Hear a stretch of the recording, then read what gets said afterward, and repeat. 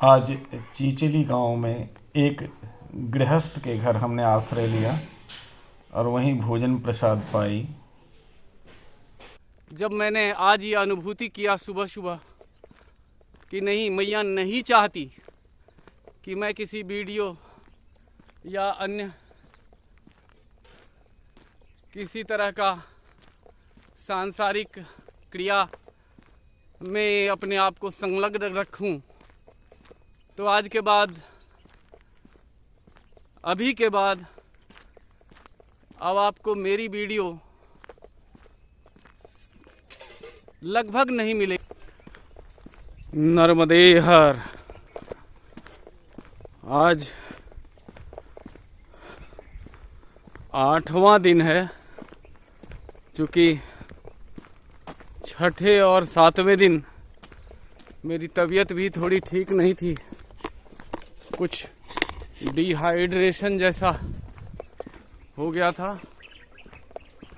तो वहाँ कुछ रिकॉर्डिंग वीडियो की भी थी, तो मोबाइल ख़राब होने के कारण सारा रिकॉर्डिंग 2 दिन का डिलीट हो गया और मैं इस हालत में भी नहीं था कि एडिटिंग करके वीडियो को पोस्ट करता। इसलिए आज 6वें 7वें दिन के बाद आज 8वां दिन है और 7वें दिन से एक और माता की कृपा प्राप्त हुई। क्योंकि मेरा सामान बहुत ही भारी था। एक ऐसे महाराष्ट्र के व्यक्ति पवार साहब हैं। पवार साहब 2-4 मैया को लेकर साथ में चल रहे हैं, तो उनके पास भी सामान काफ़ी था। तो उन्होंने आश्रम में रिक्वेस्ट करके और सामान के लिए गाड़ी मंगाई और हम लोग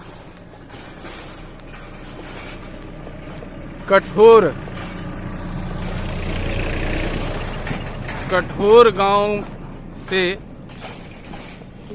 जो है सो गाड़ी में अपना सामान रख के और फिर मैया को लेके दंड कमंडल के साथ सिर्फ हम परिक्रमा में निकले हैं, जो कि काफ़ी अब राहत दे रही है। और लेकिन कल भी ज़्यादा चल नहीं पाए। कल बस 12 किलोमीटर के बाद तबीयत जवाब देने लगी, तो हम ढाल खेड़ा में नर्मदा कुटिया करके एक छोटा सा आश्रम है, लेकिन बड़ा ही पवित्र है। बहुत ही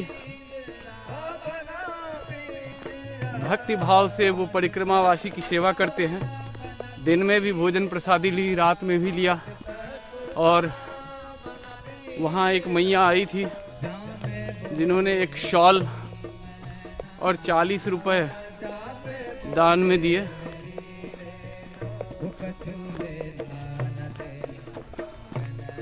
उसके बाद नर्मदे हर। उसके बाद आज सुबह थोड़ी तबीयत ठीक लग रही थी, तो 4 बजे सुबह ही उठ के तैयार होकर नहाकर स्नान ध्यान पूजन मैया की आरती करने के बाद हम लोग फिर से अपना सामान एक गाड़ी में रखकर रवाना कर दिए हैं और हम लोग मैया के तट के पास जो छोटा सा एक 2-4 घरों का गांव है, उधर से थोड़ी सुविधाजनक स्थिति में बगैर सामान का सिर्फ मैया और दंड कमंडल, इसके साथ मैं आगे बढ़ रहा हूँ। आगे चीचली तक जाना है। नर्मदे हर, जो कि प्राय 18 से 20 किलोमीटर है। अब देखता हूँ कब तक और किस स्थिति में वहाँ पहुँचता हूँ। आज की यात्रा सुबह 7:15 बजे हमने शुरू कर दिया है। अब आगे मैया का इंतज़ार है। मैया न जाने किस रूप में कहाँ किस तरह की सहायता करती रह जाती हैं।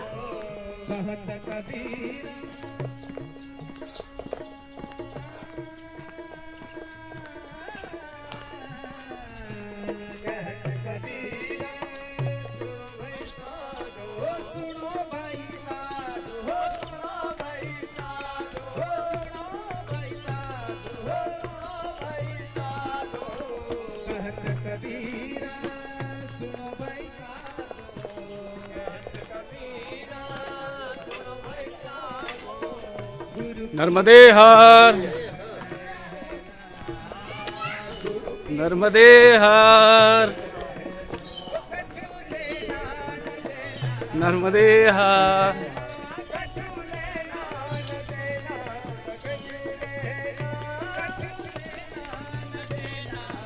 जय काली, जय तारा, हर हर महादेव, हर हर महादेव। नर्मदे हर, नर्मदे हर मैया।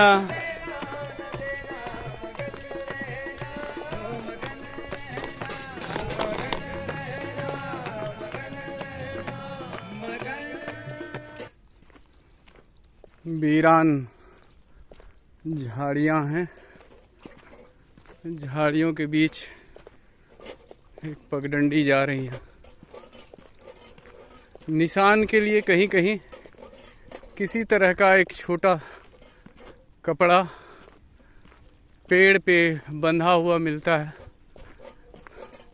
जो प्राय कई बार कोई झंडा, छोटी छोटी झंडी होती है या किसी तरह का कोई कपड़ा जो है सो बंधा है, जैसे कोई साड़ी, कोई धोती या अन्य किसी तरह का कपड़ा अगर आपको सामने दिख रहा है तो वही मार्ग है, ऐसा समझना चाहिए। आज लगभग दोपहर के 12 साढ़े 12 बजे के आसपास मैं लगातार सुबह से चलते हुए चीचली गांव पहुंच गया और वहां अजय सिंह सिसोदिया, जो चीचली गांव में, पुराने गांव में उनका मकान है, उन्होंने ही आश्रय और भोजन का प्रबंध किया। हम वहाँ उनके यहाँ दोपहर में अभी विश्राम किया और अपने गंदे हो गए कपड़े भी हमने धोने के लिए डाले और यहीं रात्रि विश्राम करने का आज की प्लानिंग है। अब देखते हैं आगे क्या होता है। बड़े सज्जन लोग होते हैं गांववासी और बड़े ही सहायक।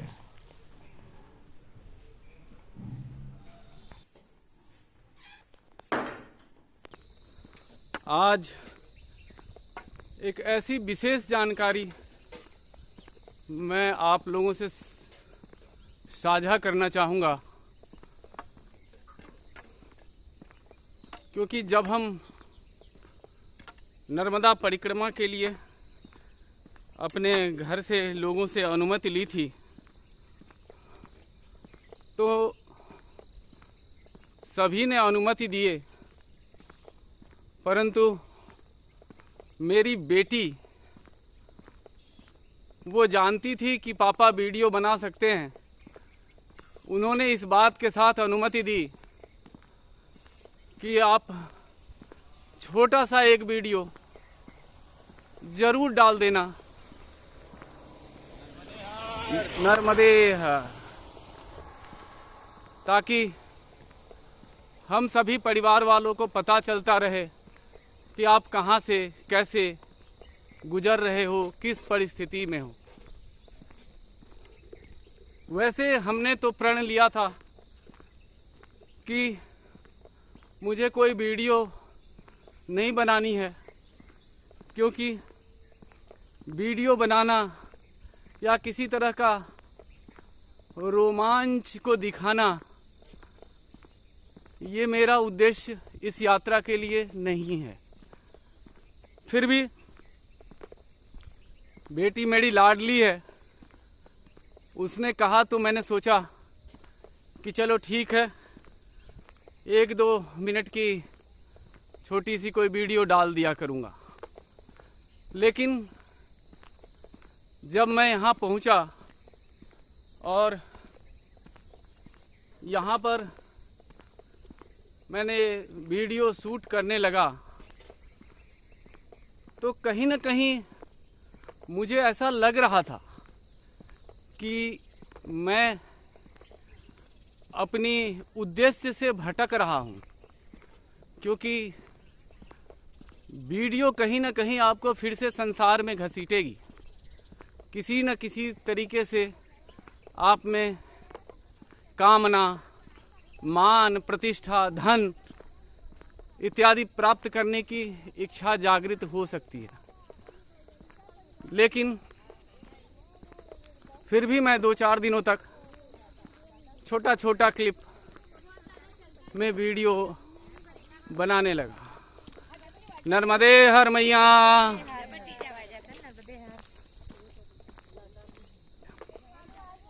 लेकिन पिछले 2 दिनों से जब मेरे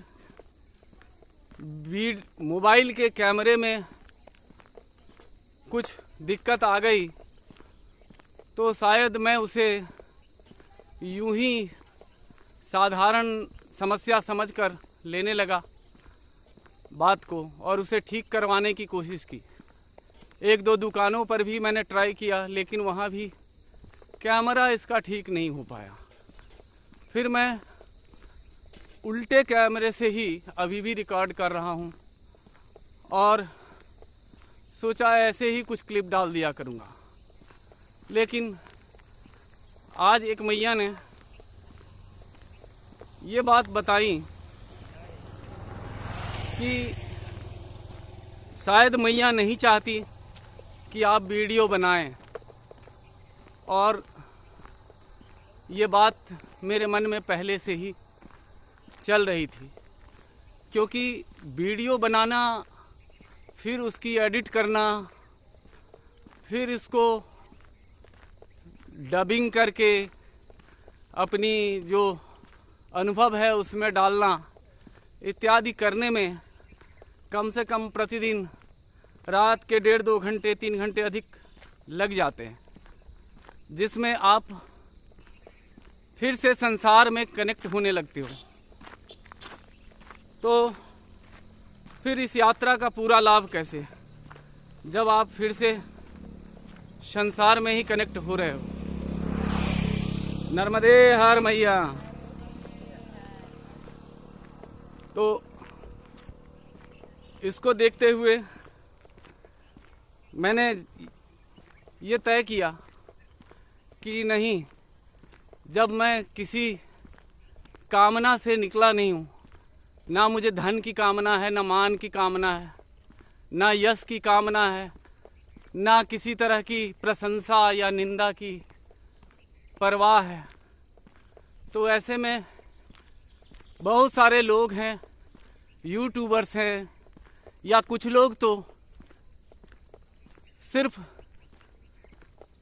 इसी परिस्थिति को दिखाने के लिए यहाँ मैया के तट पे घूम रहे हैं। तो ये उनका काम है। एक ऐसा व्यक्ति जिसने कामिनी और कांचन का त्याग किया हो, उसके लिए यह वीडियो बनाना एक तरह से चुपके से माया का खेल है।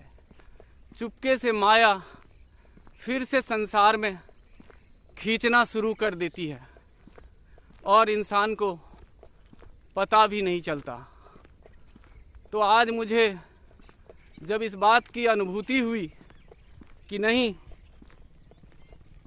ये वीडियो बनाकर कहीं ना कहीं हम व्यूज़, कमेंट इत्यादि के चक्कर में आ जाते हैं और कहीं न कहीं कामना वासना मन में उत्पन्न होने लगती है, या किसी ने कमेंट किया उसके प्रति एक भावना आ जाती है।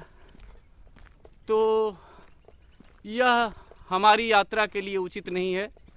यह पूर्णतः एक साधना है, मैया की परिक्रमा नहीं, ये एक तरह से माता की साधना है।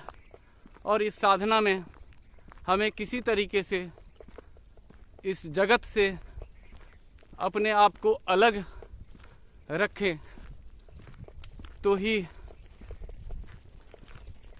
सुना है कि सिद्धि प्राप्त होती है। इसलिए मुझे जो भी देख रहे हों, अब तक जिन्होंने भी सब्सक्राइब किया हो, उन्हें सबसे हाथ जोड़ के विनती है कि आगे जब मैंने आज ये अनुभूति किया सुबह सुबह कि नहीं, मैया नहीं चाहती कि मैं किसी वीडियो या अन्य किसी तरह का सांसारिक क्रिया में अपने आप को संलग्न रखूं, तो आज के बाद, अभी के बाद अब आपको मेरी वीडियो लगभग नहीं मिलेगी। हाँ, कुछ ऐसे जगह होंगे जिसे मैं भी सहेज कर रखना चाहता हूँगा, उन अनुभवों को, उन दृश्यों को, मैया के पावन धरती को। तो निश्चित रूप से मैं चाहूँगा कि बीच बीच में यदि कोई ऐसा अनुभूति या दृश्य इस तरह से हमारे सामने आते हैं तो मैं अपना वीडियो डालने का छोटा से छोटा कोशिश करूँगा।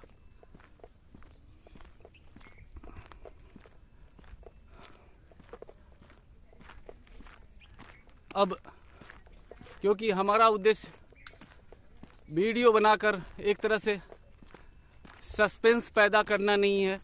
यहाँ वीडियो बनाने वाले मैन वर्सेस वाइल्ड के एक्टर बेयर ग्रिल्स जो हैं, उनकी तरह अलग अलग तरीके से कभी जंगलों में छुपकर, कभी रात में इस तरह इकट्ठा होकर वीडियो बनाते हैं और नर्मदा परिक्रमा, माँ की परिक्रमा को बहुत ही संकट और चुनौतीपूर्ण बताते हैं।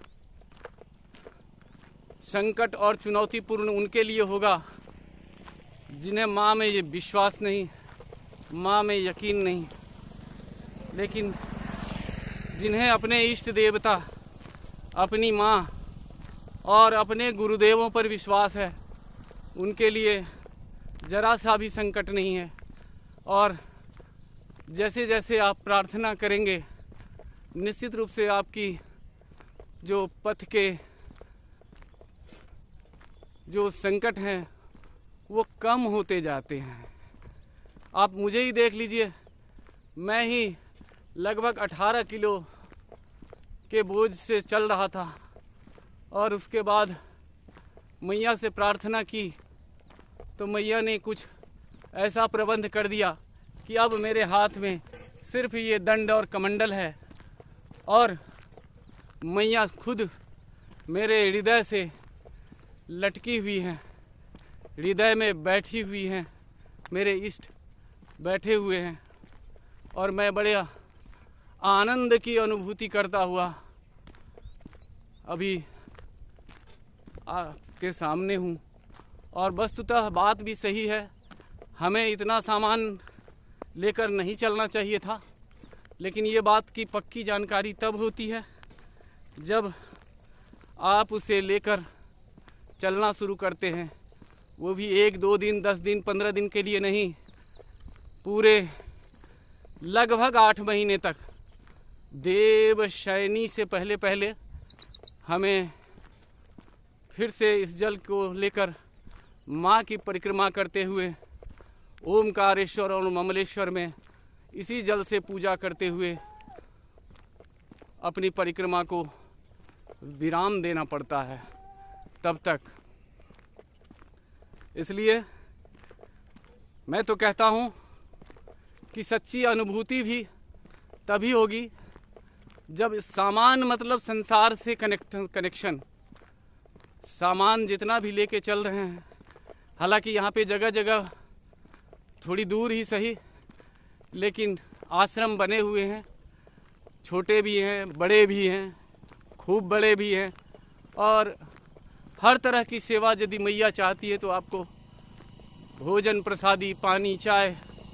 बल्कि 2 दिन पहले जब मैं चल रहा था तो एक खेत से भिंडी कुछ तोड़कर एक किसान मैया थी वो दे गई, और उस भिंडी में को हमने खाकर संतुष्टि प्राप्त किया।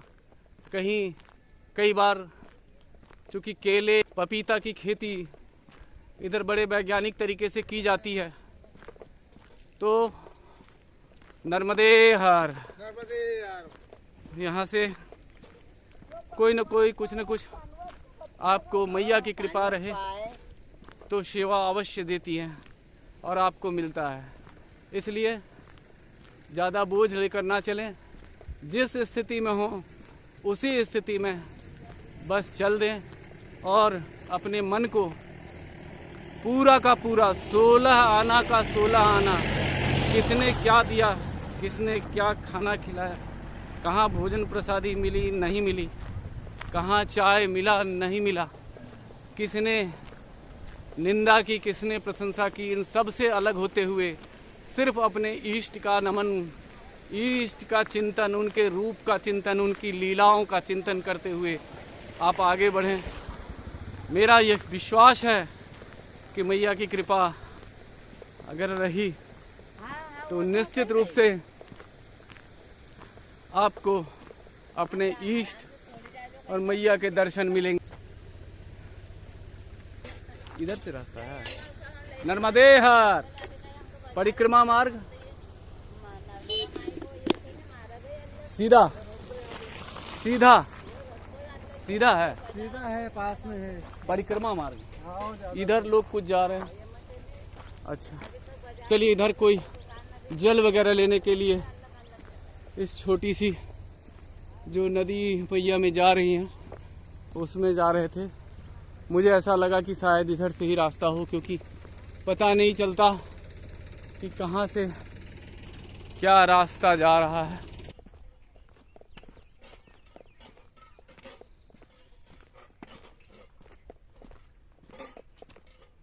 माँ के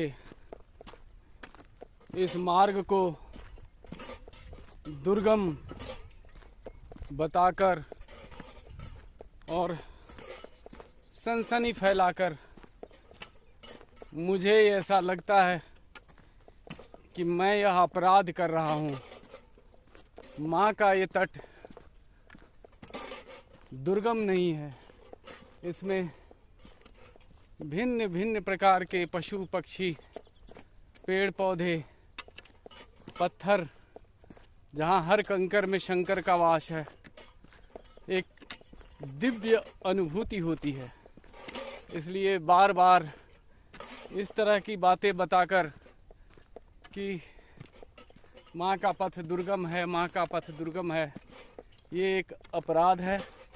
मैं ये कहना चाहता हूँ, देखिए चलना है रोज़, लंबा है मंजिल और विभिन्न प्रकार के दिक्कतें हैं, लेकिन माँ का पथ दुर्गम नहीं है, क्योंकि माँ खुद ही अपने पथ को आसान बनाती है अपने बच्चों के लिए। तो इसी अपराध के लिए क्षमा मांगते हुए मैं अपने दीक्षा गुरु, शिक्षा गुरु, मानसिक गुरु और आध्यात्मिक गुरु के साथ ठाकुर रामकृष्ण परमहंस स्वामी विवेकानंद, माँ शारदा और स्वामी अनुभवानंद को कोटि कोटि प्रणाम करते हुए, गुरु पंक्ति के सभी बैठे हुए हमारे गुरु, उनके चरणों में नमन करते हुए, अपने कुल देवी देवता को प्रणाम करते हुए, उनसे क्षमा मांगते हुए, मैं अपने वीडियो के इस क्रम को अभी विराम देता हूँ।